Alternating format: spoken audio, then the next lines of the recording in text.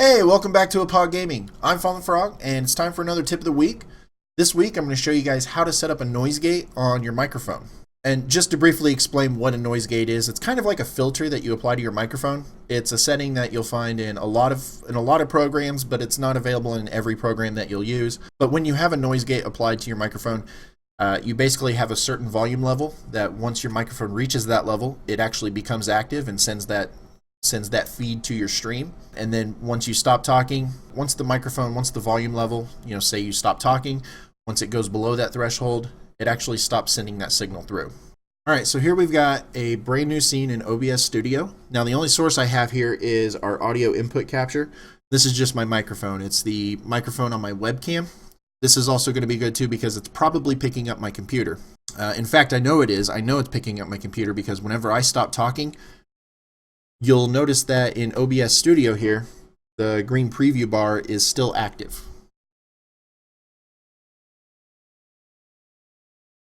Whenever I start talking, you'll notice it, of course it moves up a little bit higher. It's a lot louder, but it's even active whenever I'm not talking, and that's because it's picking up background audio. We're going to apply a noise gate to this so that whenever I stop talking, this preview bar will be able to see that it actually stops sending that signal through. So you won't be hearing the background audio, any background noise, my computer, anything like that won't be going through to the stream when I'm not talking. So to get started, we're just going to right click on our source on our microphone. We're going to go into filters and click the plus arrow to add a new filter. What we're going to choose today is noise gate. You can name it whatever you want. And then we've got some options here, but the noise gate is applied. So I'm going to go ahead and hit close real quick just so I can show you guys that it's working. You'll notice as I'm talking, of course, the green bar is, the green preview is still active. But whenever I stop talking, you see that? It actually stopped this time. That's because the microphone, now whenever I stop talking, the microphone is kind of shutting off. But then once I start talking again, it becomes active. Let's right click and go back into our filters so you can kind of see this in action.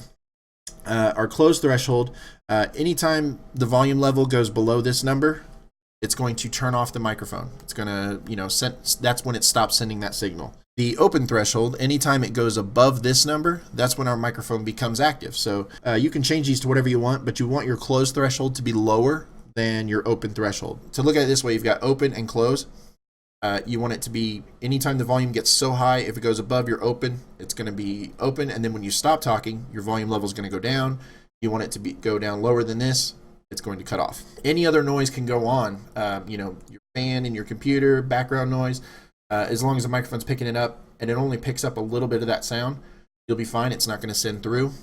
Once it reaches above that open threshold, that's when it gets sent through.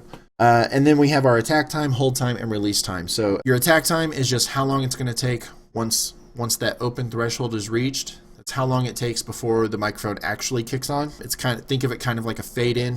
You've got your hold time. So once that volume level has been triggered, that's triggered to your microphone, how long is it going to hold that position before it needs more volume, basically? So as long as you're talking, it'll keep hitting that, it'll keep hitting that number, and the hold time will just keep resetting itself. But once you stop talking, it's going to play through that whole time. If it hasn't heard anything being recorded or being sent through, and then it's going to hit the release time, and then it's going to, over the course of 150 milliseconds here, it's just going to be a little fade out. So your attack time is just how long it takes to initiate your noise gate.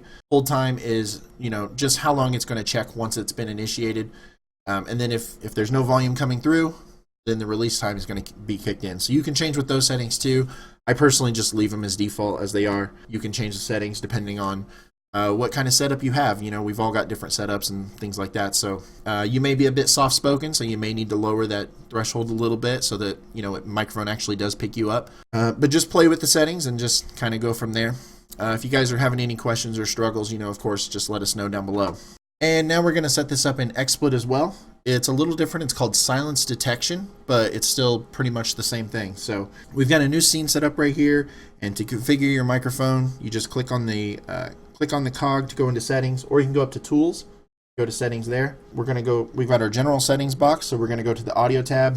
And you can see that the microphone I have selected is the same microphone. It's my webcam microphone. So here on the audio tab, we're just going to activate the silence detection. And we've got our threshold and our silence period, just like in OBS Studio. The threshold, basically, once the volume level reaches this point, which is 5 in this example. The silence period, this is just going to be like the hold time in OBS Studio. So basically, once I stop talking, we've got 1 second before the microphone actually does cut out. 1,000 milliseconds is a second. So, if you wanted to go to half a second, you could put 500 in that box. If you lower that number in the silence period box, the microphone will cut out faster. But if you take a lot of pauses or anything like that while you're talking, it might cut out your audio. It might get choppy. So let's go ahead and hit OK. Whenever I start talking, you can see that as I'm talking, the microphone is actually picking up audio. When I stop, it stops as well. So there you go. That's an easy introduction to noise gates and how to get those set up through OBS Studio or XSplit. It's very easy to set up, but it's something that you will want to play with and kind of get some trial and error. Depending on what your setup is like and what the noise levels are and the acoustics in your environment, you might not be able to copy the same numbers and, default settings that I did today, but you've got a starting point. So if you guys have any questions or comments, do feel free to leave those down below. As a reminder, I do stream over on Hauppauge Gaming's Twitch channel. The link is right there. But you can come over there on Fridays and Saturdays. And if you have any questions, you can ask me while I'm live too. So thanks for watching today. We'll see you guys next week.